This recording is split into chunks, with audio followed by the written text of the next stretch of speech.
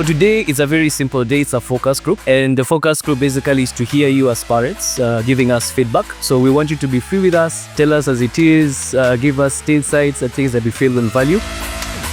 Every parent, I believe, in this room knows this moment where you wake up, you prepare your child, and your children say, "Bye, mom, bye, dad, I've gone." So your child leaves and your life continues, and then silence. So this is what Terra wants to solve. Well, we want to give a band, which is a small wristband that your child can wear. And this wristband will be able to give you check-ins and updates. Not every single time, only when we feel it's important for you to know.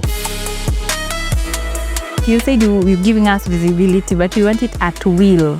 And especially if we can get it during an emergency, because safety is what worries us. If the price is too high, it may look like a luxury product. Who has access to that data? What kind of data are you collecting? And how long do you guys store that data? And can I delete that data once we're done with you? Is there a real value it's offering more than the existing gadgets? To capture more people, it's easier for you guys to approach the schools and work backwards. What I liked most was that you're very active. You're very enthusiastic. We really liked your feedback. But we say feedback is a breakfast for champions. We're gonna take all of your feedback and build it to the product.